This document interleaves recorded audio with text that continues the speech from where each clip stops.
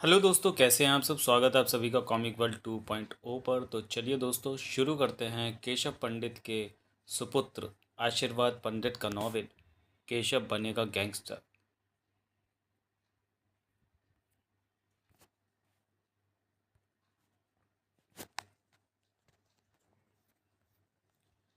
खोते दा पुत्र गाड़ी चला रहा हैगा कि सड़क पे हवाई जहाज दौड़ा रहा है। ऐसे ही लोग एक्सीडेंट करके मरते हैं और लोग मारते हैं। ये तो है पटियाला वाले अंकल जी। करतार सिंह के बगल में बैठा कुटर कुटर करके चने चबाते हुए बोला केशव दा मुंडा। इतनी स्पीड में कार चलाने से एक्सीडेंट का खतरा तो रहता ही है। इसके अलावा मुझे लगता है कि कार चलाने वाला नशे में भी है, तभी वो हमारी कार को खतरनाक ढंग से ओवरटेक करते हुए निकला। गनीमत ये रही कि उसकी कार ने हमारी कार को रगड़ नहीं मारी। रगड़ लगती तो कमीने को दौड़ा के होर नंगा करके मारता। गुस्से में नथने फड़फड़ाते हुए बोला करतार सिंह। रात के 1:30 बज रहे थे और आशीर्वाद तथा करतार सिंह शहर के मशहूर उद्योगपति हरचंद कांचवाला के बेटे ऋतिक की रिंग सेरेमनी पार्टी से घर वापस लौट रहे थे और 5 सेकंड पहले उनकी लाल रंग की टाटा सफारी को क्रीम कलर की ऑडी ने खतरनाक अंदाज में, वो भी स्पीड में, ओवरटेक किया था, जिसकी वजह से करतार सिंह को गुस्सा आ गया था। उस समय उस सड़क पर ट्रैफिक ना के बराबर था। उनकी टाटा सफारी को ओवरटेक कर ऑडी ने अभी 50 मीटर का फासला बनाया था कि तभी ऑडी से एक जनाना चीख सुनाई दी। तो करतार सिंह और आशीर्वाद दोनों चौंके। ये निक्के पुत्र जी, आपने कुछ सुना? हाँ पटियाला वाले अंकल जी, उस कार में कोई लड़की या स्त्री मुसीबत में है। आप कार की स्पीड बढ़ाओ, हमें उस कार को रोकना है। जी निक्के पुत्र जी, कहते हुए करतार सिंह ने एक्सीलेटर पैडल पर दबाव बढ़ाया। तभी एक बार फिर से जनानी चीख सुनाई दी। करतार ने कार की स्पीड बढ़ाई तो क्रीम कलर की ऑडी की स्पीड भी बढ़ गई। पटियाला वाले अंकल, लड़का आगे वाली कार के पीछे बने 3 छल्लों पर नजरें टिकाए हुए बोला, निश्चय ही आगे वाली कार में गड़बड़ है। मैं 100 नंबर पर फ़ोन लगाता हूँ, आप उस कार को ओवरटेक करके रोकिए।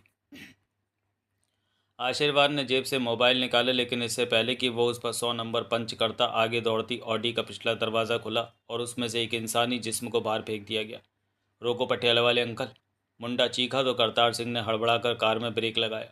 कार के टायर चीखे और कार लहराकर ठीक उस जगह जाकर रुकी जहाँ बाईं तरफ सड़क किनारे वो इंसानी जिस्म पड़ा था, जो कुछ देर पहले क्रीम कलर की ऑडी से फेंका गया था।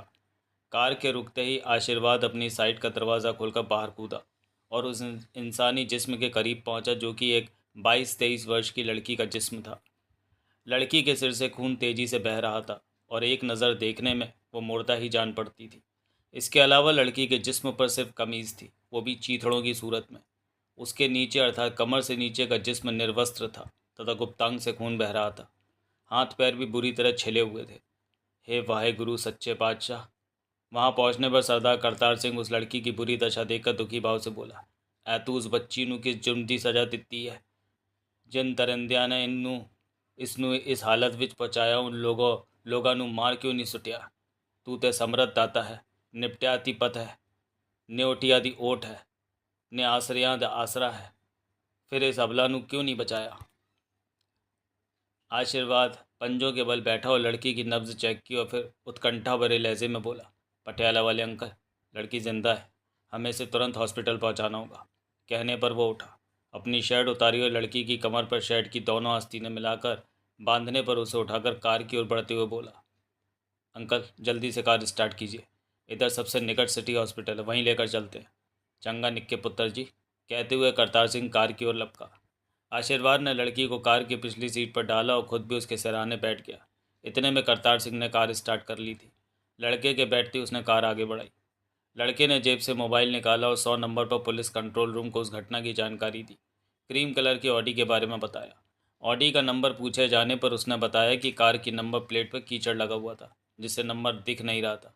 उसने ये भी बताया कि लड़की को कार से कहाँ फेंका गया था और उसके बाद वो कार किधर गई थी। ये भी बताया कि इस समय वो उस लड़की को लेकर सिटी हॉस्पिटल जा रहा है और लड़की फ़िलहाल बेहोश है। सारी सूचना देने पर उसने मोबाइल ऑफ किया। तभी उनकी कार सिटी हॉस्पिटल के कंपाउंड में दाखिल हुई। अगला दृश्य, सिटी हॉस्पिटल में ऑपरेशन थिएटर के दरवाजे के शीश पर लगा लाल रंग का 0 वाट का बल्ब जल रहा था।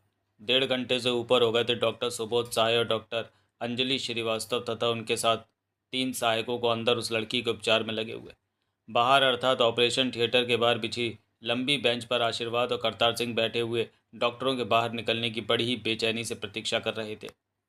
दोनों जब बेहोशी की हालत में लड़की को हॉस्पिटल लेकर पहुंचे थे तो डॉक्टर सुबोध साय और अंजलि श्रीवास्तव ने लड़की की कंडीशन देखते ही उन्हें बता दिया था लड़की के साथ कम से कम 3-4 लड़कों ने रेप किया था और उसके बाद किसी ठोस वस्तु से लड़की के सिर पर 3-4 तगड़े तगड़े प्रहार किए थे और उसे मृत जानकर उन्होंने उसे कार से नीचे फेंका था। तब आशीर्वाद ने डॉक्टर साय से पूछा था कि लड़की बस तो जाएगी ना। डॉक्टर साय ने बताया कि लड़की की हालत बहुत से भी ज़्यादा नाजुक है। अगर उसे 48 घंटों में होश नहीं आता है तो उसका बचना नामुमकिन है।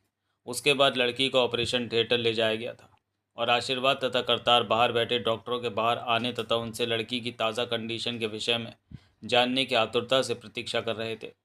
लड़की को ऑपरेशन थिएटर में ले जाए जाने के बाद आशीर्वाद ने अपने घर फ़ोन करके उस लड़की के विषय में बता दिया था और कह दिया था कि वे लोग उसकी चिंता ना करें, जैसे ही उसे मौका मिलेगा वो और करतार सिंह घर पहुंच जाएंगे।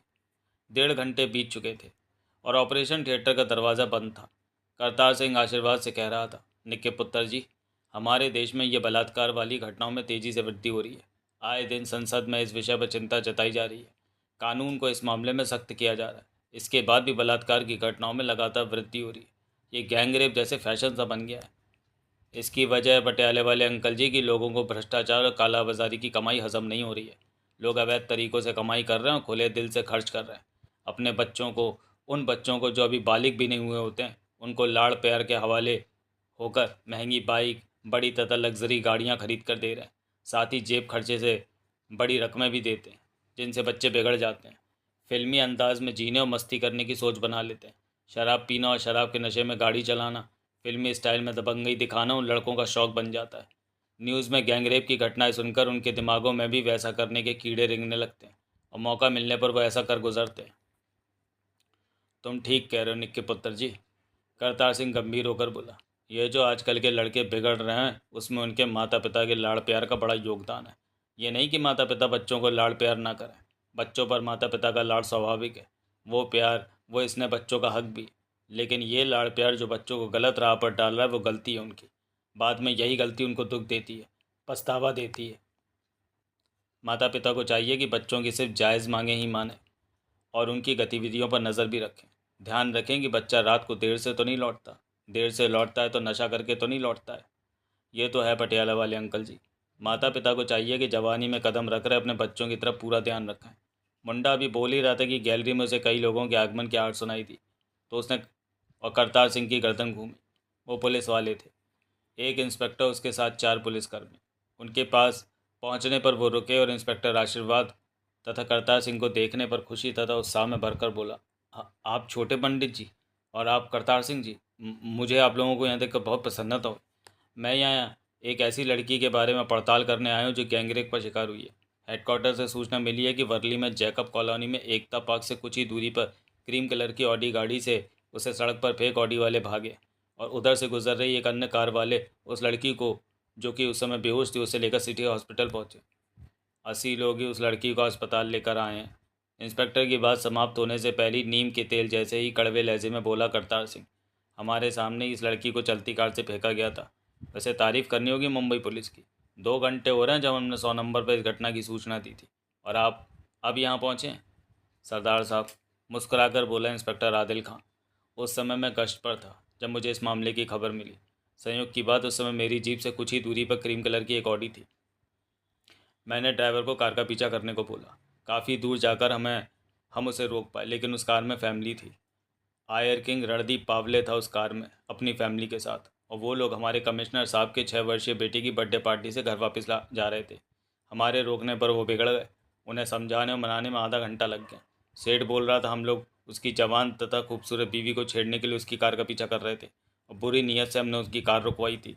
वो बुरी तरह नशे में था। उसके झमेले में टाइम लग गया और मुझे यहाँ पहुँचने में देर हो गई। कोई देर नहीं हुई आपको यहाँ पहुँचने में इंस्पेक्टर साहब, लड़का बेंच से उठते हुए बोला। लड़की तब से अभी तक ऑपरेशन थिएटर में ही है। डॉक्टरों के अनुसार उसकी हालत बहुत ही बुरी है। उसके बचने की उम्मीद कम है। जब तक वो होश में नहीं आती आपकी यहाँ की हाजिरी कोई मायने नहीं रखती है। लेकिन छोटे पंडित जी, फिर भी हमारी यहाँ मौजूदगी ज़रूरी बनती है। तभी वहाँ मीडिया वाले पहुँचे और आशीर्वाद को घेर लिया। आशीर्वाद जी, हमें पता लगा है कि पीड़िता को आपने हॉस्पिटल पहुँचाया। एनडी न्यूज़ चैनल के युवा रिपोर्टर ने बोलने पर माइक आशीर्वाद के सामने कर दिया। आपने ठीक सुना सुनील साहब, मुंडा निर्विकार भाव से बोला। जिस कार से पीड़िता को फेंका गया, हमारी कार उस कार के पीछे थी। हमारे सामने ही उस तेज़ रफ्तार से दौड़ती कार का पिछला दरवाज़ा खुला था और उसमें से पीड़िता को फेंका गया था। तब आपने उस कार का पीछा क्यों नहीं किया? नेशनल टेली की रिपोर्टर अंजना त्रिपाठी बोली। अगर आप उनके पीछे लगता तो? उसकी बात को बीच में ही शहीद करते हुए बोला केशव दा पुत्र। उन दरिंदों की दरिंदगी का शिकार हुई लड़की निश्चित रूप से मर जाती। उस समय हमारे फ़र्ज़ ने हमें यही सुझाया कि हमें पहले लड़की को बचाना चाहिए और हम उसे हॉस्पिटल ले आए। ऑडी में कितने लोग थे और क्या आप उनमें से किसी को पहचान सकेंगे? सवाल करने वाला जी न्यूज़ का रिपोर्टर था। मैंने किसी को नहीं देखा, ना ही मैं किसी को देख पाया, करतार सिंह बोला। उस कार ने पहले खतरनाक अंदाज में हमारी कार को ओवरटेक किया, जिससे मैं हड़बड़ा गया सी। हमारी कार में रगड़ नहीं लगी थी। इस बात पर वाहेगुरु का शुक्र अदा कर रहा था कि तभी हमें आगे वाली कार में लड़की की चीख सुनाई दी।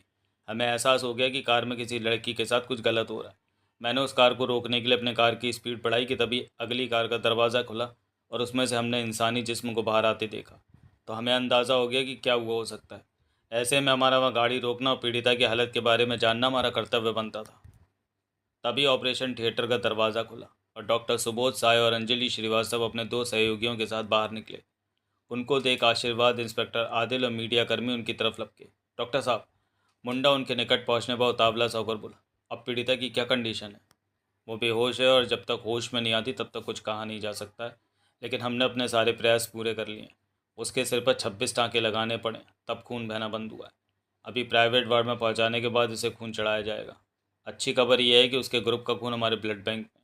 दूसरी तरफ उम्मीद जगाने वाली खबर ये भी कि जब लड़की यहाँ लाई गई थी तो उसकी नब्ज़ सामान्य से 90% कम के रेट पे थी और अब उसके रेट में सुधार है। वो 50% तक आ गई और मुझे उम्मीद है कि उसे खून चढ़ाया जाएगा तो उसमें और सुधार आएगा। तो लड़की के साथ गैंग रेप की पुष्टि करते हैं आप? सवाल करने वाला दैनिक मराठा नामक पत्रिका का रिपोर्टर था। जी हाँ, डॉक्टर अंजलि बोली। लड़की के साथ गैंग रेप हुआ है और उसके बाद उसकी जान लेने के इरादे से बलात्कारियों ने उसके सिर पर लोहे की ठोस रॉड से 4-5 प्रहार किए, जिससे उसका सिर फट गया है। लड़की के कब तक होश में आने की उम्मीद है? जी न्यूज़ चैनल के रिपोर्टर ने सवाल किया। इस बारे में हम निश्चित तौर पर कुछ नहीं कह सकते, डॉक्टर सुबोध साय ने बताया। मीडिया वाले कुछ देर तक ऐसे ही निरर्थक सवाल करते रहे। फिर इंस्पेक्टर आदिल ने उन्हें वहां से जाने का आग्रह किया तो वो टलते टलते टले। उसके बाद इंस्पेक्टर ने डॉक्टर से कुछ सवाल किए जो उसकी ड्यूटी के अंतर्गत बनते थे। तत्पश्चात आशीर्वाद ने डॉक्टर से पूछा कि अब उसका यहाँ रुकना ज़रूरी बनता है अथवा नहीं। तो डॉक्टर ने कहा कि उसके यहाँ रुकने का कोई मतलब नहीं है फ़िलहाल।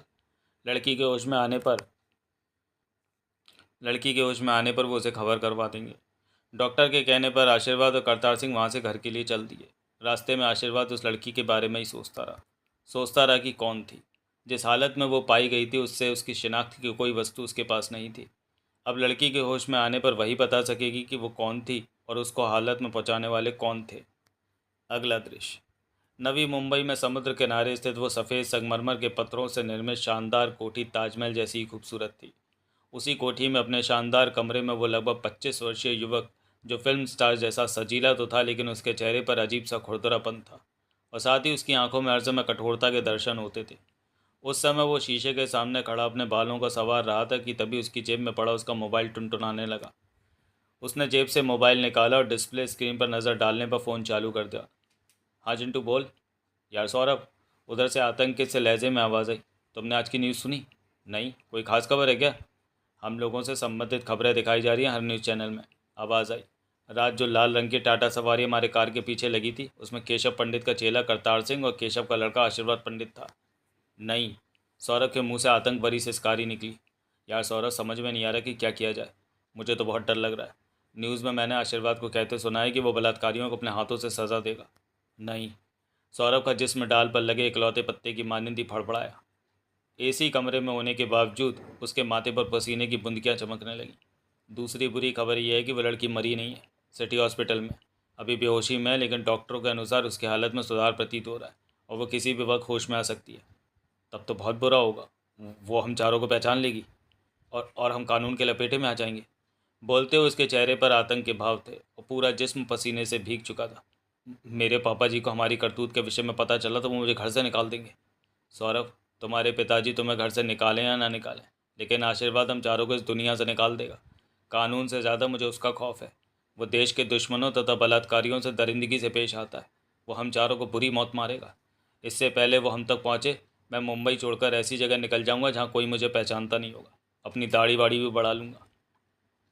मैं अपने पापा से कहूँगा कि मुझे कुछ दिनों के लिए बैंकॉक जाना है, वो मुझे भेज देंगे। और तभी सौरभ को लगा कि उसके पीछे कोई है, तो वो पलटा और सामने अपने पापा समीर साहनी को देखकर वो इतनी ज़ोर से चिंका कि एक बार की उसके हाथ से उसका मोबाइल छूट ही गया था।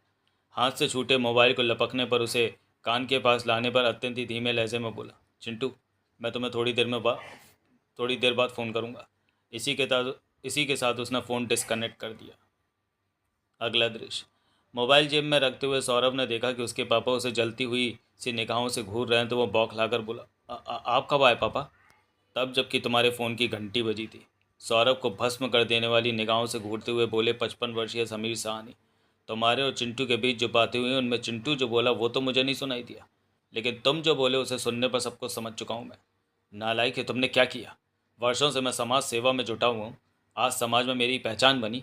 इस बार के लोकसभा के चुनावों में मुझे अपने दल की तरफ से टिकट मिल रहा है, मेरे जीतने के पूरे चांस, और मुझे उम्मीद है कि इस बार हमारी अपना पार्टी को भारी बहुमत मिलेगा और हमारी पार्टी की ही सरकार बनेगी।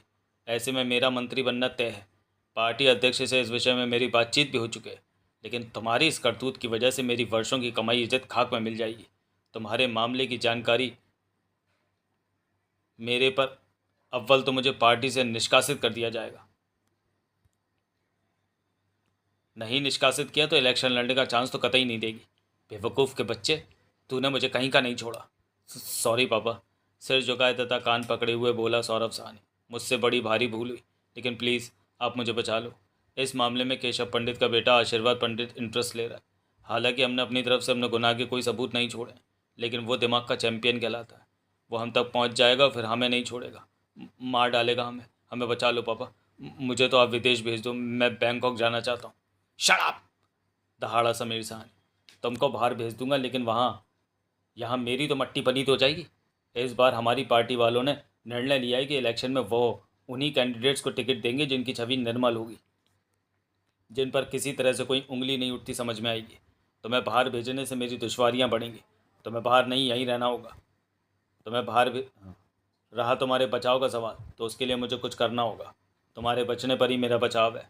अब तुम सबसे पहले रात का पूरा किस्सा बयान करो। बताओ कहाँ से और कैसे शुरू हुए और कहाँ ये किस्सा ख़त्म हुआ। याद रहे, कोई बात छुपाना नहीं। जी। सौरभ कुछ देर नज़रें नीचे किए शांत खड़ा रहा, फिर दबे हुए लहजे में बोला, मैं और मेरे 3 दोस्त चिंटू, राकेश शर्मा, अजय भारद्वाज, मुकुल यादव, हम चारों मेरी गाड़ी में NQ पब से वाइन पीकर लौट रहे थे। और हम में मुंबई में 2 दिन पहले महिला फ़ोटोग्राफ़र से हुए गैंगरेप की घटना पर बात चल रही थी। अगला दृश्य। यार लोग बाग कितने हिम्मती होते हैं। कानून आए दिन इन बलात्कार की घटनाओं पर सख्ती की बात करता है। पुलिस को इस मामले में सतर्क किया जाता है, फिर भी लोग बाज नहीं आते। न्यूज़ में आए दिन गैंगरेप अथवा रेप की बात सामने आती है। लोगों को कानून का डर ही नहीं मानो। अबे चिंटू, नशे में थरथराती आवाज़ में बोला मुकुल। जवानी डर का नहीं, मस्ती का नाम है, और मस्ती में जो ना हो जाए वो कम है। मुझे इन सबसे डर नहीं लगता है। बलात्कार की बात कहूँ तो मैं कर चुका हूँ।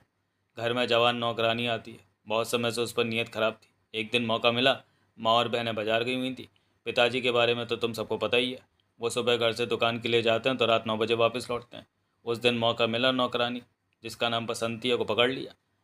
वो भैया जी छोड़ दो, ऐसा मत करो वरना मैं मर जाऊंगी करके गिड़गिड़ाने लगी। लेकिन मुझ पर उस समय वासना का भूत सवार था। मैं उसे अपने बेडरूम में घसीट ले गया और पटक मारा।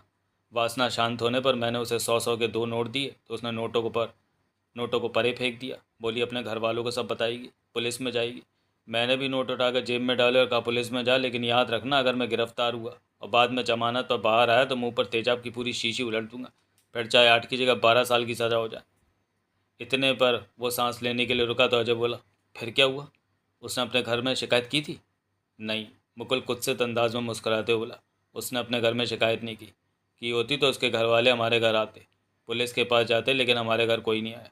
बसंती भी उस दिन के बाद नहीं आई, काम छोड़ गई थी हमारा बस। वो जिस समय तुम्हें धमका कर ये कहकर गई कि वो तुम्हारे कुकर्म के बारे अपने घर पे बताएगी, पुलिस में जाएगी, तब तुम्हें डर नहीं लगा? सवाल करने वाला चिंटू था। डरता काहे को? मुकुल लहराती आवाज़ में बोला, डर को दिमाग से निकाल कर उसके साथ मज़े लिए थे। वो धमका कर गई तो मैंने कमरे में रखी शराब की बोतल से 2 पैक खींचे और मस्त होकर टीवी में फिल्म देखने लगा। तू तो बहुत बहादुर है यार, सौरभ बोला। काहे का बहादुर है ये? अजय बोला। घर की नौकरानी के साथ मस्ती करने में कैसी बहादुरी? घर की नौकरानियों में 90% नौकरानियाँ तो इस मामले में थोड़ा ना नुकर करने पर मान जाती हैं। बशर्ते उन्हें थोड़ा लालच दिया जाए। क्यों? चिंटू बोला। हाँ, अजय बोला। बहादुरी तो राह चलती लड़की को उठाकर उससे मस्ती करने में है। इतनी बहादुरी तो तुम में होगी नहीं मुकुल। अबे साले अजय के बच्चे, तू मुझे चढ़ा रहा है, उकसा रहा है। ठीक है, मैं चढ़ गया, देखना कभी मौका मिलेगा तो। मौका मिलेगा मुकुल, अगर हम मौके की ताक में रहेंगे। चलो ऐसे ही सही, कल से क्यों, आज से क्यों नहीं? वो ज्ञानी लोगों का कहना है कि काल करे सो आज करो, आज करे सो अब। चलो फिर पहले एक बोतल, 4 डिस्पोजल गिलास, एक सोडा बोतल, एक पानी की बोतल और एक पैकेट अंकल चिप्स लेते हैं। फिर हम गाड़ी में पीते हुए किसी आइटम की तलाश में रहेंगे। अगर कोई अकेली दुकेली सन्नाटे में दिखी तो गाड़ी में घसीट लिया जाएगा। अगला दृश्य। सबने मुकुल की बात से सहमति जताई। अपने बाप के सामने अपराधियों की मानंद सिर झुकाए खड़ा सौरभ बोला। वाइन स्टोर से 100 पाइपर की बोतल खरीदी, वहीं बगल वाली दुकान से सोडा और पानी की बोतल तथा अन्य सामान खरीदा और चलती गाड़ी में पैक बनाए गए। शराब पीते हुए मुकुल ने मुझे कार रोकने को कहा और मेरे कार रोकने पर वो कार से नीचे उतरकर सड़क किनारे से हाथ में मिट्टी ले आया और चिंटू से बोला कि वो उसके हाथ में पानी डाले। चिंटू ने पूछा कि ये क्या करने जा रहा है, तो उसने बताया कि मिट्टी गीली करके कार के आगे और पीछे की नंबर प्लेटों पर इस तरह से लगाएगा कि कार का नंबर पढ़ा ना जा सके। उसने ये भी बताया कि ऐसा वो सावधानीवश कर रहा है। फिर नंबर प्लेटों पर मिट्टी पोतने पर उसने हाथ धोए और कार में बैठा तो मैंने कार आगे बढ़ाई। वो लड़की तुम लोगों को कहाँ मिली थी? समीर साहनी के लहजे में गुर्राहट थी। जी तो दोस्तों के कहने पर मैं कार को इधर उधर घुमा रहा था और फिर दादर रेलवे स्टेशन आ गए। वहाँ हमारे सामने बहुत से पैसेंजर स्टेशन से बाहर निकले और ऑटो, टैक्सी तथा रिक्शा करके चले गए। 12:15 बजे के करीब हम लोगों ने भी वहाँ से कूच करने का निर्णय लिया। बात यह तय हुई कि कल रात फिर मौके की तलाश में घूमा जाएगा। वापसी के लिए मैंने गाड़ी स्टार्ट की कि तभी मुकुल ने कहा कि मैं गाड़ी बंद कर दूं। मेरे गाड़ी बंद करने पर मुकुल ने मुझे दिखाया कि एक अकेली लड़की स्टेशन से बाहर आकर ऑटो स्टैंड की तरफ बढ़ रही है। लेकिन उस समय वहाँ ना तो कोई ऑटो रिक्शा थी और ना ही रिक्शा गाड़ी। हमने देखा कि वहाँ कोई साधन ना पाकर लड़की चौराहे की तरफ बढ़ी कि वहाँ से वो कोई साधन लेकर घर जाएगी। मुकुल के कहने पर मैंने गाड़ी उसके पीछे बढ़ाई। बहुत धीमी रफ्तार से मैं गाड़ी आगे बढ़ा रहा था और मुकुल बड़बड़ा रहा था कि काश इसे चौराहे पर से कोई साधन ना मिले। तभी संयोग से उस एरिया की लाइट चली गई। उधर उस समय वैसे ही अधिकांश दुकानें बंद हो चुकी थी और लाइट के जाते ही उधर अंधेरा हो गया। मुकुल ने कहा कि मैं गाड़ी उसके बराबर में ले चलकर रोकूं। मैंने वैसे ही किया। गाड़ी रुकते ही मुकुल गाड़ी से उतरा और इससे पहले कि लड़की को समझे उसने लड़की के मुंह पर हथेली रखी और उसे कार की पिछली सीट पर डाल दिया और फिर उसे चिंटू और अजय ने दबोच लिया। उसके पास सामान के नाम पर एक स्कूली बैग सा था जिसे उसने पीठ पर टांग रखा था। मुकुल गाड़ी में बैठा तो मैंने गाड़ी आगे बढ़ा दी। उसके बाद हम चारों ने चलती कार में उसके साथ रेप किया। जब मेरा नंबर आया था तो गाड़ी चिंटू चला रहा था। उस दौरान हम गाड़ी सुनसान सड़कों पर ही दौड़ा रहे थे और हम में से एक उसके हाथ पकड़े हुए था और 2 रुमालों का गोला बनाकर उसके मुंह में ठूस दिया था।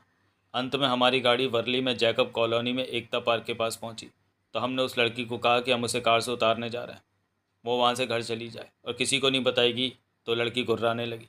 उसने कहा कि वो चारों को उनके किए की सज़ा दिला कर रहेगी। वो जुल्म सहकर चुप बैठने वालियों में से नहीं है। उसके घुर्राने पर चिंटू ने कहा कि उसे ज़िंदा छोड़ना ठीक नहीं है, मार देना चाहिए।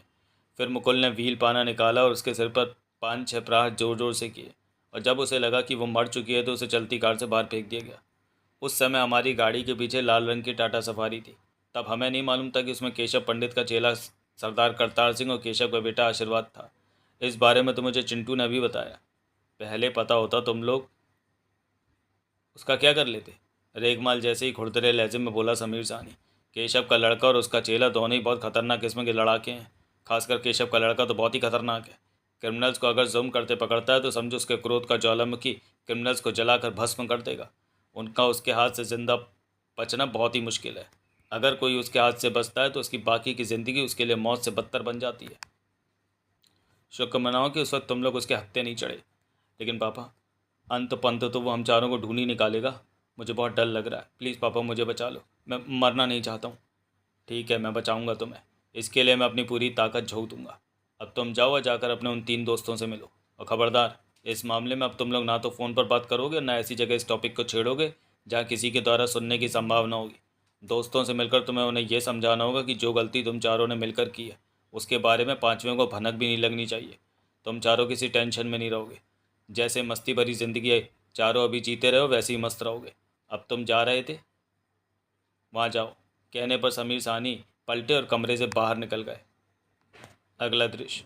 आशीर्वाद सुबह 11 बजे के करीब सिटी हॉस्पिटल के उस प्राइवेट वार्ड के सामने पहुंचा जिसमें वो लड़की थी जिसे वो और करतार सिंह रात गंभीर हालत में लेकर हॉस्पिटल आए थे। वैसे उसे इंक्वायरी से ही पता लग गया था कि उस लड़की को रात 3:30 बजे प्राइवेट वार्ड नंबर 34 में पहुंचा दिया गया था और सुबह 7 बजे उस लड़की की मां सुगंधा मिश्रा और भाई करण मिश्रा हॉस्पिटल पहुंच गए थे। उनके साथ 2 औरतें और 2 आदमी और थे। ये जानने पर लड़का तेज़ तेज़ कदमों से चलता हुआ प्राइवेट वार्ड नंबर 34 तक पहुंचा था। वार्ड के बाहर 3 औरतें एक तरफ खड़ी थी तथा 2 व्यक्ति जिनकी उम्र 40 से 45 के बीच थी उनसे कुछ दूरी पर हटकर खड़े थे। औरतों में एक 50 वर्ष के करीब वाली औरत जिसने हल्के गुलाबी रंग की सूती साड़ी पहन रखी थी, वो बार बार अपनी साड़ी के पल्लू से अपनी आंखें पोंछ रही थी। दूसरी दोनों औरतें जो 38 से 40 वर्ष की आयु की मालूम पड़ रही थी, वो उस औरत को तसल्ली देती समझ में आ रही थी, जिससे लड़के को सहज ही अनुमान हो गया कि वो 50 वर्षीय महिला जिसने हल्के गुलाबी रंग की साड़ी पहन रखी थी वो लड़की की माँ सुगंधा मिश्रा थी। वो उसकी तरफ बढ़ा कि तभी वहाँ खड़े उन दोनों व्यक्तियों की नज़र उस पर पड़ी। उन दोनों में से एक ने उसे तत्काल पहचाना। ये तो आशीर्वाद पंडित है, वो जिसने क्रीम कलर का सफारी सूट पहना हुआ था, कहते हुए उसकी तरफ लपका तो उसके साथ वाला और पास में खड़ी हुए तीनों औरतें चौंक कर उसकी तरफ देखने लगी। आशीर्वाद जी, क्रीम कलर के सफारी सूट वाला लड़के के निकट पहुंचने पर बोला, मैं आपको पहले से पहचानता हूँ। टीवी न्यूज़ में कई बार आपको देखा और आपके कारनामे सुने हुए हैं।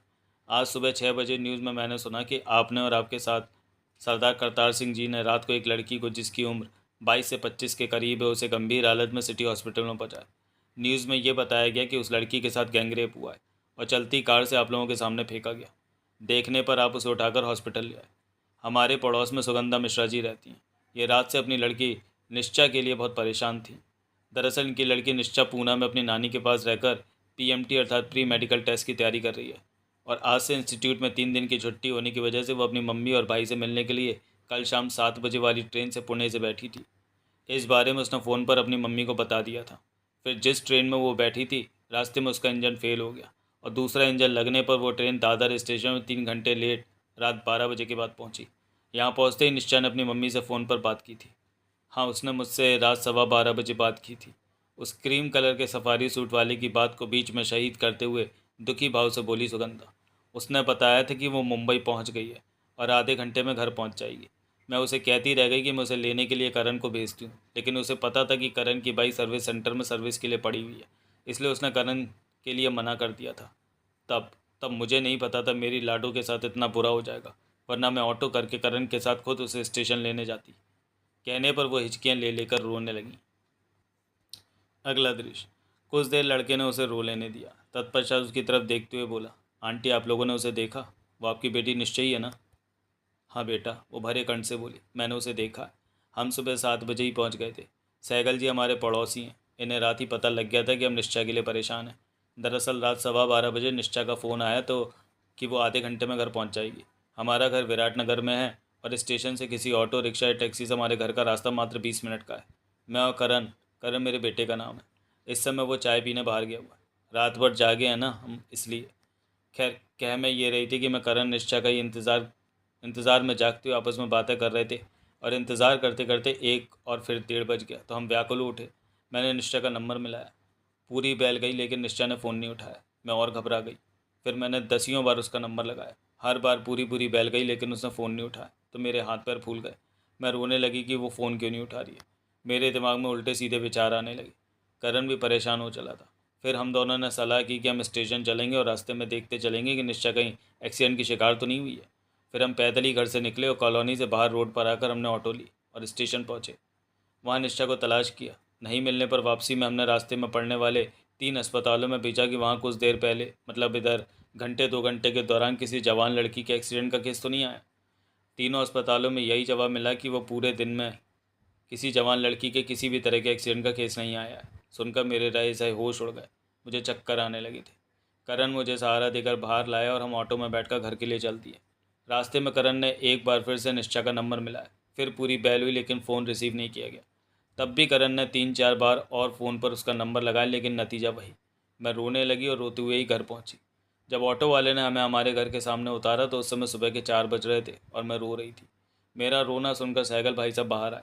मुझसे और करण से मेरे रोने की वजह पूछी। मैंने निश्चय के बारे में बताया तो उन्होंने मुझे कहा कि मुझे थोड़ा हिम्मत से काम लेना होगा। अभी सुबह के 4 बजे और दिन नहीं निकला है। दिन निकलने तक हमें इंतज़ार करना होगा। उसके बाद हम इस मामले के लिए निकट के थाने चलेंगे और निश्चय के यूँ गुम हो जाने की रिपोर्ट करेंगे। फिर थोड़ा तसल्ली देकर धीरज बंधाकर सैगल भाई साहब अपने घर चले गए। मैं फिर से रोने लगी। उसके बाद आपने मुंडा सुगंधा मिश्रा की ओर देखते हुए बोला, निश्चा का फ़ोन नंबर ट्राई किया था? जी हाँ आशीर्वाद जी। 2 मिनट पहले वहाँ पहुँचा 18 वर्षीय करण मिश्रा लड़के के प्रश्न के जवाब में बोला। 4 बजे के बाद, या यूँ कह लीजिए कि सैगल अंकल के हमारे घर से जाने के बाद मैंने 3 बार दीदी के फ़ोन का नंबर लगाया। तब 2 बार पूरी पूरी बैल गई और तीसरी बार बताया गया कि उसके फ़ोन का स्विच ऑफ है। उसके बाद 6 बजे सैगल अंकल, रितु आंटी एवं मनोहर अंकल और मनीषा आंटी हमारे यहाँ पहुँचे। तो मनोहर अंकल के कहने पर मैंने फिर से दीदी का नंबर लगाया, लेकिन जवाब में यही कहा गया कि फ़ोन स्विच ऑफ है। मुंडा सोचने वाले अंदाज में आंखें सिकोड़कर बड़बड़ाया। उस समय 1:30 बजा था, जबकि निशा को ऑडी वाले हमारे सामने चलती गाड़ी से फेंक कर गए थे। तब निशा के पास उसका मोबाइल नहीं था। मोबाइल क्या, उस समय उसके जिस्म पर एक कमीज़ ही थी। उसके बाद उसकी मम्मी और भाई का कहना है कि सुबह लगभग 5 बजे तक उन्होंने कई बार उसका फ़ोन नंबर मिलाया, हर बार पूरी पूरी बैल गई। इसका मतलब उसका मोबाइल उस समय उस ऑडी में ही था और सुबह 5 बजे तक कार में ही रहा। उसके बाद उन बलात्कारियों को उस फ़ोन का कार में मौजूदगी का ज्ञान हुआ होगा। लेकिन यहाँ एक पेंच फंसता है कि उन्हें इतनी देर बाद कार में मौजूद उस फ़ोन की जानकारी कैसे हुई? होती तो तुरंत ही होती। कई बार फ़ोन की घंटी बजी थी। फिर उन्होंने उस घंटी की तरफ ध्यान क्यों नहीं दिया? पहली बार ही उसका स्विच ऑफ क्यों नहीं किया? अथवा उसे कार से बरामद करके कार से बाहर क्यों नहीं फेंका?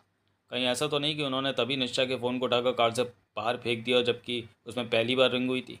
तब कहीं बाहर गिरा मोबाइल ऐसी जगह गिरा हो कि वो टूटा ना हो, उसमें बराबर बैल जाती रही हो, और सुबह 5 बजे वो फ़ोन उधर से गुजर रहे किसी शख्स के हाथ लग गया और उसने फ़ोन का स्विच ऑफ कर दिया, या फिर उसका सिम ही निकाल कर बाहर फेंक दिया हो। इतना बड़बड़ाने पर उसने मन ही मन निश्चय किया कि कुछ भी हो, वो निश्चा के फ़ोन का नंबर सर्विलांस पर डालकर ये जानने का इंतज़ाम करेगा कि रात 1:30 बजे के बाद से सुबह 5 बजे तक उसका फ़ोन कहाँ था। अगला दृश्य। आशीर्वाद एक बार फिर से क्रीम कलर का सफारी सूट पहने सैगल से मुखातिब हुआ। अंकल, आप रात 3 बजे के करीब अपने पड़ोसियों के रोने की वजह से इनके घर गए। वहाँ आपको इनसे पता लगा कि इनकी बेटी, जो कल शाम पुणे से चली थी और रात 12:15 बजे मुंबई में दादर स्टेशन पहुँची थी, फिर स्टेशन से घर के लिए रवाना हुई थी, लेकिन 3 बजे तक अपने घर नहीं पहुँची थी। पता लगने पर आपने निश्चा की मम्मी और भाई को धीरज बनाया। कहा कि सुबह होने पर आप इनके साथ पुलिस स्टेशन चलकर निश्चा की गुमशुदगी की मिसिंग की कंप्लेंट लिखाएंगे। उसके बाद घर आकर मैंने निश्चा के बारे में अपनी पत्नी कामनी को बताया। लड़के की बात को बीच में ही शहीद कर सैगल बोला। फिर कुछ देर हम निश्चा को लेकर चिंता करते रहे, फिर हम दोनों सो गए। दरअसल मेरा वर्षों से नियम है कि सुबह 6 बजे उठना और फिर 1 घंटे तक टहलना। मेरे साथ मेरे पड़ोस के सुधाकर विश्नोई भी टहलने लग चलते हैं। आज सुबह विश्नोई साहब, उसने साथ खड़े दूसरे शख्स की तरफ देखते हुए कहा, मुझे जगाने आए। जागने पर मैंने दरवाज़ा खोला और इन्हें बताया कि आज मैं इनके साथ मॉर्निंग वॉक पर नहीं चलूँगा, मुझे पुलिस स्टेशन जाना है। फिर मैंने निश्चा के बारे में बताया तो ये बोले कि ये भी हमारे साथ पुलिस स्टेशन चलेंगे। इन्हें ड्राइंग रूम में बैठाकर मैं फ़्रेश होने चला गया तो इन्होंने टीवी चालू कर दिया। ये संस्कार चैनल पर भजन सुन रहे थे तो मैं फ़्रेश होकर बाहर आया और कपड़े पहनते में मैंने रिमोट से टीवी का चैनल बदला तो मुझे न्यूज़ में आप और करतार सिंह नज़र आए। फिर कौतूहलता मैं वो न्यूज़ सुनने लगा और जाना कि आपने रात 1:30 बजे गैंगरेप का शिकार हुई किसी अज्ञात लड़की को, जिसकी उम्र 22 से 25 के करीब हो सकती है, उसे सिटी हॉस्पिटल पहुंचाया।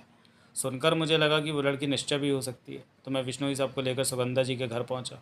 उन्हें न्यूज़ के बारे में बताया और कहा कि ईश्वर न करे वो लड़की निश्चय हो, लेकिन एक बार हॉस्पिटल चलकर उस पर एक नज़र डालना ठीक होगा। अगर वो निश्चय नहीं है तो हम उसकी मिसिंग की कंप्लेंट पुलिस स्टेशन चलकर करेंगे। फिर हम लोगों के सुगंधा जी के घर से निकलते में मेरी वाइफ और विष्णु जी की वाइफ भी वहाँ पहुँचे और सब लोग मेरी और विष्णु जी की कार से यहाँ पहुँचे। वार्ड में आकर निश्चा को पहचाना, तब से हम लोग यहाँ हैं। आप लोग उन डॉक्टरों से भी मिले जो निश्चा का इलाज कर रहे हैं? जी हाँ, विष्णु ही बोला।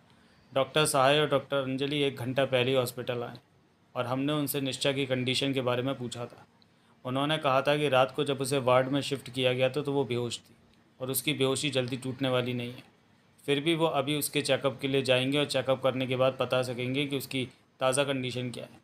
डॉक्टर साया ने यह भी बताया था कि रात निश्चा का सीटी स्कैन हुआ था और उसकी रिपोर्ट परेशान करने वाली नहीं है। बाकी पूरी स्थिति तब साफ़ हो सकेगी जबकि होश में आ जाएगी। अभी डॉक्टर साया और डॉक्टर अंजलि श्रीवास्तव निश्चा वाले वार्ड में ही है। आशीर्वाद को बिना किसी से कोई सवाल किए निश्चा के बारे में सहज ही काफ़ी जानकारी मिल गई थी। बाकी उसके साथ कैसे बीती थी, वे कौन थे जिन्होंने उसके साथ रेप किया था, इस बारे में निश्चय ही बता सकती थी और वो अभी बेहोश थी। आशीर्वाद ने रात ही तय कर लिया था कि वो उन दुष्कर्मियों को पकड़कर कानून के हवाले करेगा। उन्होंने सज़ा दिलाकर रहेगा। तभी वार्ड नंबर 34 का दरवाज़ा खुला और उसमें से डॉक्टर सुबोध, डॉक्टर अंजलि अपने सहयोगियों के साथ बाहर निकले तो सुगंधा मिश्रा, सहगल, विश्नोई, करण तथा आशीर्वाद लपकने वाले अंदाज में उनके पास पहुंचे। अगला दृश्य। डॉक्टर साहब, सुगंधा मिश्रा बोली, अब मेरी बेटी की तबीयत कैसी है? उसकी हालत में सुधार तो नज़र आ रहा है, डॉक्टर अंजलि जवाब में बोली, लेकिन अभी वो बेहोशी है। मैंने उसे इंजेक्शन लगाया है, हमें उम्मीद है कि 2-3 घंटे में होश में आ जाएगी। तब तक क्या हम उसके वार्ड में जाकर उसे देख सकते हैं? इससे क्या हासिल है? डॉक्टर साहब बोला, वो होश में तो है नहीं।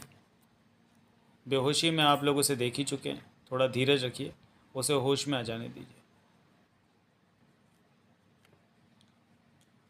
जिस हिसाब से उसकी कंडीशन में सुधार होता नज़र आ रहा है, उससे कहा जा सकता है कि उसके होश में आने पर आप लोग उससे मिलने के अलावा उससे बात भी कर सकेंगे। डॉक्टर साहब, करण गिड़गिड़ाने वाले अंदाज में बोला, मैं और मम्मी दीदी को दूर से ही देखेंगे, और वो भी 2 मिनट के लिए, प्लीज़। ओके, अगर आपको इसमें तसल्ली मिलती है तो जाइए, लेकिन ध्यान रखना, आपने 2 मिनट का समय मांगा है, उससे ज़्यादा आपको वहाँ नहीं रुकना। अंदर एक नर्स है, कैथी। डॉक्टर अंजलि पास खड़ी नर्स से मुखातिब वो बोली, इनके साथ अंदर जाओ, सुशीला से कहना कि वो इन्हें वहाँ 2 मिनट से ज़्यादा नहीं रुकने देंगे। Okay doctor. कहने पर नर्स ने सुगंधा और करण को अंदर चलने का इशारा किया। उनके अंदर जाते ही इंस्पेक्टर आदिल खान एक हवलदार के साथ वहाँ पहुँचा और लड़के के पास आते हुए बोला, तो आशीर्वाद जी, आप यहाँ पहुँचे हुए हैं? हाँ इंस्पेक्टर साहब, मुंडा सहज भाव से बोला। इधर से गुजर रहा था तो सोचा उस लड़की को देखता चलूँ। वैसे उसका नाम मालूम चल चुका है, निश्चय। उसकी मम्मी, भाई और ये पड़ोसी यहाँ सुबह 7 बजे के पहुँचे हुए हैं और इन लोगों ने निश्चा की पहचान भी की है। चलो ये भी अच्छा हुआ, राहत की लंबी सांस लेते हुए बोला इंस्पेक्टर खान, वरना इसके लिए पुलिस को ही प्रयास करने पड़ते। बाय द वे, विक्टिम का क्या कहना है? क्या वो बलात्कारी उसके पहचान वाले थे? अभी उसे होश ही नहीं आया तो उससे इस मामले में सवाल जवाब कौन करता? फिर जब उसे होश नहीं आया तो इंस्पेक्टर हैरान होते हुए उसे बोला, उसके घर वाले यहाँ तक कैसे पहुँचे? उन्हें आशीर्वाद ने उसे बताया कि वो लोग हॉस्पिटल तक कैसे पहुँचे। फिर बोला, अब आप बताइए कि पुलिस को उस क्रीम कलर वाली ऑडी कार के बारे में कोई सुराग मिला? नहीं, गंभीर हुआ पड़ा इंस्पेक्टर खान बोला, रात क्रीम कलर की कोई भी ऑडी पुलिस को कहीं भी नज़र नहीं आई, जबकि शहर में रात गश्त पर मौजूद हर गाड़ी को, शहर के प्रत्येक थाने को उसके बारे में सतर्क कर दिया गया था। तभी निशा की मम्मी और उसका भाई वार्ड से बाहर आए। उनके पास आने पर आशीर्वाद करण से मुखातिब वो बोला, करण, तुम इंस्पेक्टर साहब को निश्चा का फ़ोन नंबर नोट कराओ। ये उस नंबर को सर्विलांस में डालकर मालूम करेंगे कि सुबह 5 बजे के आसपास उस फ़ोन की लोकेशन क्या थी। फिर लड़के ने इंस्पेक्टर खान को बताया कि निश्चा का फ़ोन सुबह 5 बजे तक चालू था और उसके बाद उसका स्विच ऑफ किया गया था। ये भी बताया कि कार वालों ने सिर्फ निश्चा को ही चलती कार से फेंका था और उसे ऐसा लग रहा है कि उसका मोबाइल उस कार में ही रह गया था। निश्चा का भाई और उसकी मम्मी रात भर उसके फ़ोन का नंबर लगाते रहे थे और हर बार पूरी पूरी घंटी गई थी, लेकिन फ़ोन नहीं उठाया गया था। इसका मतलब ये हो सकता है कि निश्चा के बलात्कारी नशे में टुन्न हो रहे होंगे और उन्हें कार में बसते फ़ोन की जानकारी नहीं हो पाई होगी। सुबह उनमें से किसी का अथवा कार के मालिक का ध्यान बसते फ़ोन की तरफ गया होगा तो उसने फ़ोन का स्विच ऑफ कर दिया होगा। अब अगर उस फ़ोन की लोकेशन मिल जाए तो उस कार का पता लग सकता है। लड़के की पूरी बात सुनने पर इंस्पेक्टर खान बोला, आशीर्वाद जी, मैं फ़ोन की लास्ट लोकेशन मालूम करूंगा, लेकिन ये भी तो हो सकता है कि कार वालों ने पहले निश्चा को कार से फेंका हो और फिर उसके फ़ोन को अथवा उसके पास और जो भी सामान रहा उसे कार से बाहर फेंक दिया हो। सुबह तक तो वो फ़ोन सड़क किनारे कहीं पड़ा बसता रहा हो, सुबह किसी राह चलते के हाथ लगा तो उसने फ़ोन का स्विच ऑफ कर दिया हो। हाँ हाँ इंस्पेक्टर साहब। मुंडा जेब से भुने हुए चनों के दाने निकाल उनकी फंकी मार कुटर कुटर करते हुए बोला, होने को आपकी बात भी सही हो सकती है और जो मैंने संभावना व्यक्त की है वो भी हो सकता है। फिलहाल इस केस में हमारे अथवा आपके पास काम करने के लिए कोई और सुराग तो है नहीं, इसलिए खाली बैठने से अच्छा तो यही कि कुछ किया जाए। वो कहते हैं ना, बेकार से बेकार भली। आप ठीक कहते हैं आशीर्वाद जी, मैं सर्विलांस से मालूम करूंगा कि सुबह 5 बजे के करीब निश्चा का फ़ोन कहाँ था। कहने पर इंस्पेक्टर ने करण से निश्चा का फ़ोन नंबर पूछकर उसे अपने फ़ोन में फीड किया। फिर करण से ही बोला, करण, तुम और तुम्हारी मम्मी आकर मीरा रोड में थाने में अपनी बहन की एक FIR दर्ज करा दो, वो भी अभी के अभी, ताकि मैं इस केस में आगे तफ्तीश शुरू कर सकूँ। ओके सर, सहगल बोला, हम लोग अभी थाने पहुँचते हैं। उसके बाद मुंडा भी उन सबसे इजाज़त लेकर वहाँ से चल दिया। अगला दृश्य। सौरभ साहनी अपने तीनों दोस्तों के साथ सूरज रोड पर स्थित अपने फार्म हाउस में मौजूद था। तीनों दोस्तों को वो अपने साथ उनके घरों से लेकर फार्म हाउस पहुंचा था। उसके तीनों दोस्त बेहद चिंतित नज़र आ रहे थे। वो जब उनके घर उनको लेने पहुंचा था तब भी चिंता में पड़े नज़र आ रहे थे। सौरभ उनको लेने अपनी दूसरी कार, जो कि कॉफ़ी कलर की ज़ाइलो थी, से पहुंचा था। तीनों को उनके घरों से लेकर चलने पर और फार्म हाउस तक पहुंचने में रास्ते भर वो तीनों को समझाता रहा था कि वो लोग रात वाले मामले को लेकर हल्का ना हो। उसने अपने पिताजी को पूरा किस्सा बता दिया है और उसके पिता ने उसे आश्वासन दिया है कि वो उसे और उसके दोस्तों को कुछ नहीं होने देंगे। सौरभ के तीनों दोस्त जानते थे कि सौरभ के पिताजी अपोजिशन के बड़े तथा धाकड़ किस्म के नेता हैं और दक्षिण मुंबई में उनकी दबंगई चलती है, लेकिन उसके बावजूद भी वो खौफज़दा थे, तो इसलिए कि वे आशीर्वाद के विषय में भी अच्छे से जानते थे। उन्होंने अखबारों में, टीवी न्यूज़ में सुन पढ़ रखा था कि केशव का पुत्र देश के दुश्मनों तथा बलात्कारियों का जानी दुश्मन है और वो इन दोनों किस्म के अपराधियों के लिए जल्लाद बन जाता है। इसके अलावा वो दिमाग का चैंपियन भी है। अपराधी अपराध करने में कितनी भी चालाकी क्यों न बरत ले, अगर वो किसी मामले में इंटरेस्ट लेता है तो मामले की तह तक पहुँच कर रहता है। कहने का तात्पर्य यह है कि सौरभ उन्हें रास्ते पर तसल्ली देता रहा, समझाता रहा कि वे लोग टेंशन ना लें। पिताजी को उसने सारा किस्सा बता दिया है और उन्होंने कहा कि वो उस मामले की आँच उन चारों पर नहीं आने देगा। बस उन लोगों ने एहतियात इतना बरतना है कि उस मामले में की ये भनक किसी पाँचवें शख्स को नहीं लगने देनी है और उस मामले में उन चारों का हाथ है। ये सब समझाने पर भी उसके तीनों दोस्तों के चेहरे की उड़ी हुई रंगत में तनिक भी तब्दीली नहीं आई थी। फार्म हाउस के उस शानदार कमरे में, जिसे ड्राइंग रूम के लिए सेट किया गया था, पहुंचने पर उन तीनों के बैठने पर सौरभ ने फार्म हाउस के पुराने तथा वफादार नौकर रज्जन सिंह को बुलाकर चारों के लिए पानी मंगवाया और रज्जन सिंह से कहा कि आज रात चारों वहीं रहेंगे, इसलिए अभी दिन और रात के खाने की व्यवस्था करें। मालिक का हुक्म सुनकर नौकर वहाँ से चला गया तो सौरभ अपने दोस्तों की ओर देखते हुए बोला, यार ये क्या, मैंने तुम लोगों को इतना समझाया लेकिन तुम लोगों के चेहरे अभी भी लटके हुए हैं। क्या बात है, तुम लोगों को मेरे कहे पर, मेरे पिता पर विश्वास नहीं है क्या?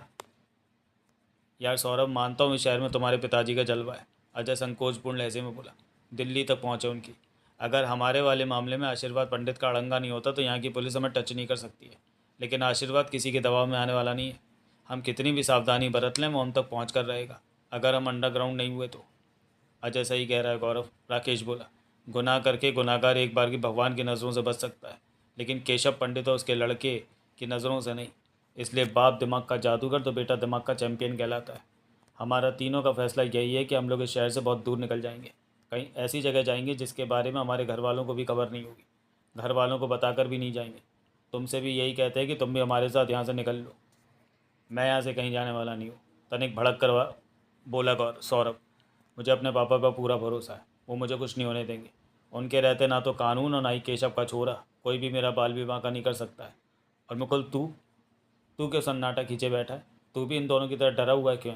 कल तो बहुत बहादुरी दिखा रहा था, कह रहा था कि घर की नौकरानी को पटक लिया था, तब सीना चढ़ा रहा था, और अब तेरी हवा निकली हुई है।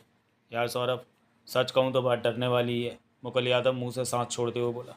यूँ आशीर्वाद पंडित कल तक, बल्कि सुबह जब तक न्यूज़ में ये नहीं सुना था कि आशीर्वाद इस गैंगरेप वाले में इंटरेस्ट ले रहा है, तब तक वो मेरा हीरो था और मैं उसका फ़ैन। लेकिन खबर सुनने के बाद मुझे वो उसका चेहरा मेरे काल के रूप में नज़र आने लगा है। तब से जागते में मुझे 3 बार सपना सा आ गया कि वो मेरा पेट फाड़कर उसमें से आते बाहर खींच रहा है। मेरा तो डर के मारे बुरा हाल है, अपनी मौत का भी डर है, और तू तो जानता ही है कि मेरी 3 बहनें।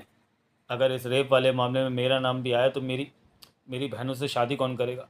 वो तो ऐसे ही घर जब घर से बाहर निकलेंगी तो ये सब उस समय क्यों नहीं सोचा था, जब उस समय हम नशे में थे? अजय बोला। गैंगरेप की बात चली तो हम लोगों ने गलत प्लान बना लिया और फिर नशे में ही हमने रात को कान कर डाला। हमें शायद अपनी गलती का एहसास भी ना होता, अगरचे आशीर्वाद उस मामले में इंटरेस्ट नहीं लेता, तब हम बेफिक्र रहते। और सौरभ यार, तुम हमारे से सहमत क्यों नहीं होते? राकेश बोला। तुम भी हमारे साथ यहाँ से निकल चलो, कहीं अनजान जगह चलकर हम लोग कुछ दिन मौज मस्ती करेंगे। हमारे सबके बाप पैसे वाले हैं, अपने अपने पापा से 2-2, 4-4 लाख रुपए ले चलेंगे। अच्छे से खर्च किया जाएगा और अच्छे से रहा जाएगा। हम न्यूज़ चैनलों के द्वारा इस मामले की तरफ ध्यान रखेंगे। अगर हमें समझ में आता है कि इधर सब सही है तो हम वापस लौट आएंगे। तुम्हारी इस बात में तो दम है, सौरभ जेब से डनेल नामक सिगरेट का पैकेट निकालते हुए बोला। हम यहाँ भाग कर नहीं बल्कि पिकनिक के हिसाब से निकलेंगे और यहाँ के मामले पर पूरी नज़र रखेंगे। जैसे ही मैं समझ में आया कि यहाँ सब ठीक, हम लौट आएंगे। ठीक है दोस्तों, मैं इस बारे में पापा से बात करूँगा। फ़िलहाल रात हम यहीं इसी फार्म हाउस में व्यतीत करेंगे और आगे जैसा प्रोग्राम बनता है वैसा किया जाएगा। कहने पर उसने डिब्बी से अपने लिए एक सिगरेट निकाली और डिब्बी सामने वाले सोफे पर बैठे राकेश की तरफ उछाल अपनी सिगरेट सुलगाने लगा। अगला दृश्य। शाम 7 बजे आशीर्वाद के पास करण का फ़ोन आया कि निश्चा को होश आ गया। डॉक्टर अभी उसके पास है और डॉक्टर ने पुलिस को फ़ोन कर दिया है कि वो आकर उसका बयान ले सकते हैं। पुलिस को बयान देने के बाद हम उससे मिल सकेंगे। करण का फ़ोन सुनने के साथ ही आशीर्वाद सिटी हॉस्पिटल के लिए चल दिया। उसके साथ उसका दोस्त टीटू भी था। वो टीटू के घर में ही था उस समय, जबकि उसके पास करण का फ़ोन आया था। दोनों आशीर्वाद की नई बाइक पर थे। पीछे बैठा टीटू कह रहा था, यार अगर निश्चा के बलात्कारी तेरे हत्थे चढ़े तो क्या तू उन्हें कानून के हवाले करेगा? और क्या मैंने उनका अचार डालना है? और तू ये अगर क्यों लगा रहा है? हत्थे तो मेरे चढ़ेंगे ही। पुलिस से पहले मैं उन तक पहुंचूंगा और उन्हें कानून के हवाले करने से पहले उनका नपुंसक बना दूंगा। बोलते समय लड़के के लहजे में ज़माने भर की कठोरता थी। तब तो भाई मेरे, इस मामले में तू मुझे भी अपने साथ रखना। मुझे लड़कियों के साथ ज़्यादती करने वालों से सख्त नफरत है। उनके हत्थे चढ़ने पर मैं भी अपने दिल की भड़ास निकालना चाहूँगा। ज़रूर प्यारे टीटू, मैं तेरी इच्छा अवश्य पूरी करूँगा। बोलते हुए ही आशीर्वाद ने एकाएक बाइक का ब्रेक पैडल दबाया और साथ ही अगली ब्रेक भी लगाई। परिणाम स्वरूप बाइक ची की आवाज़ करते हुए लहरा कर रुकी। आशीर्वाद ने यत्न करके बाइक को, खुद को तथा टीटू को गिरने से बचाया, वरना तो बाइक जिस हिसाब से लहरा कर रुकी थी उस हिसाब से उन लोगों को बाइक सही सड़क पर गिरे पड़े होना था। और आशीर्वाद की यूं एकाएक बाइक रोकने की वजह थी वो खुली जीप, जो बाइक को ओवरटेक करने के बाद बाइक के आगे सामने करके एकदम से रुकी थी। खुद को संभालने के साथ ही लड़के ने सामने खड़ी जीप की तरफ देखा तो उसमें से उस समय मवाली टाइप के लोग तेज़ी से कूद रहे थे। मवालियों की संख्या टोटल करके 12 थी और सभी हॉकी, मोटरसाइकिल की चेन, खुली तथा चमचमाती तलवारों जैसे शस्त्रों से लैस थे। और जिस अप्रत्याशित अंदाज में उन्होंने लड़के को सड़क पर रोका था, रोकने के बाद हथियार लिए जीप से कूद रहे थे, उससे उनके इरादों की परख करना लड़के के लिए मामूली बात थी। लेकिन मुंडा अकेला होता तो तुरंत ही बाइक से उतरकर उनसे निपटने के लिए तैयार हो जाता, किंतु पीछे टीटू था और वो संभलते संभलते संभला तो इतने में वो मवाली जीप से कूदकर उनकी तरफ दौड़ लगा चुके थे। मुंडे की बाइक स्टार्ट ही थी। वो पीछे बैठे टीटू से बोला, सावधान टीटू, मुझे कसकर पकड़ ले, अब मैं फिल्मी स्टंट करने वाला हूँ। तब तक टीटू भी अपनी तरफ लपकते मवालियों को देख चुका था और उनके इरादे भी भाप चुका था। लड़के के बोलते ही उसने दोनों हाथों से लड़के ने कौनी भर ली। मुंडे ने अविलंब बाइक को एक कुएं जितनी पर्दी में एक राउंड दिया और फिर बाइक के हैंडल को झटका दिया तो बाइक का अगला पहिया ज़मीन से 5 फुट ऊपर उठ गया। तभी वो मवाली अपने अपने हथियार लहराते हुए लड़के के निकट पहुंचे और धाड़ धड़ाक धड़ाक आ हा अ की आवाज़ें निकालते हुए उछल उछल कर दूर जा गिरे। वो 5 थे जो मुंडे की राउंड लेती बाइक के अगले पहिए की चपेट में आकर चीखते कराते हुए उछल उछल कर दूर दूर जा गिरे थे। उस साइड का ट्रैफिक पीछे ही रुक चुका था। गुंडों के बाकी बचे 7 साथियों में से एक जो 6 फुटा था और जो काठी में सबसे मजबूत नजर आ रहा था एवं जिसने नीली किंतु पुरानी जीन्स और काले रंग की शर्ट पहन रखी थी, वो बाकी के 6 लोगों को गुर्राने वाले अंदाज में बोला, संतू लाखा बुलाकी अनजान टिम्बू कालिया, रुकने का, तुम लोग इधर ही रुकने का, अपन इसकी गर्दन उड़ाता है। तलवार थी उसके पास। वो उसे उठाए क्रोध में भरा हुआ लड़के की तरफ बढ़ा। तब तक लड़का अपनी बाइक का अगला पहिया ज़मीन पर टिका चुका था। उसने लंबे चौड़े मवाली को तलवार उठाए अपनी तरफ लपकते देखा तो एकदम से फुल स्पीड देकर उसकी तरफ दौड़ाया और आधे रास्ते में उसकी एक छोटी सी हरकत से बाइक हवा में उठी, उड़ते हुए उस मवाली के सीने से धाड़ करके जा टकराई। वो उछला और गैस वाले गुब्बारे की मानिंदी उड़ते हुए पीछे खड़ी अपनी जीप में जा गिरा। इधर लड़के की बाइक ने सड़क पर लैंड किया और लैंड कराने के साथ ही लड़के ने बाइक को धड़ से ही यू टर्न दे सकने की किसी हालत में आ गए उन 6 मवालियों की तरफ दौड़ाया जिन्हें काली कमीज़ वाले ने लड़के की तरफ बढ़ने से रोका था। लड़के की बाइक को अपनी तरफ बढ़ते थे उन 6 के पसीने छूट गए। अपने साथियों की दुर्दशा से सकते में आ चुके वे लोग लड़के पर आक्रमण करने की बात तो दूर, अपनी जान बचाने की भी भूल चुके लगते थे। बस उसकी तरफ अथवा यूं कहिए अपनी तरफ बढ़ती बाइक को देखते यूं थर थर काँप रहे थे मानो हिमालय पर्वत की बर्फीली गुफा से उसी समय बाहर निकल कर आए। जबकि लड़के की बाइक उनके सामने से गुजरते में एकदम से घूमी और इस बार उसका पिछला पहिया हवा में उठा और उसकी चोट 6 मवालियों के चेहरे पर अपनी छाप छोड़ती चली गई। 6 उछल उछल कर पीछे दूर जा गिरे। तब तक पीछे काफ़ी सारा ट्रैफिक जमा हो चुका था। लोग मुफ्त में अंग्रेजी एक्शन मूवी जैसा मज़ा ले रहे थे। कुछ लोग तो वहाँ आपस में इस बात पर शर्त भी लगाए हुए थे कि उस फाइट का अंत क्या होगा। जो लोग आशीर्वाद को पहचानते जानते थे उन्होंने उसी की जीत पर दांव लगाया था और लड़के के लिए फाइट जीतते ही मारे खुशी के उछलते हुए अपनी शर्त की जीती हुई रकमें अपने हारे हुए साथियों से मांग रहे थे। पूरे दर्जन के दर्जन मवाली सड़क पर इधर उधर बिखरे करा रहे थे। मुंडे ने बाइक रोकी और टीटू के तरने के बाद खुद भी बाइक से उतरा और जीप में पड़े काली शर्ट वाले गुंडे की ओर बढ़ा। तभी वातावरण में पुलिस सायरन की आवाज़ सुनाई दी। कदाचित किसी ने पुलिस को फ़ोन करके सड़क पर चल रही लड़ाई के विषय में बता दिया था।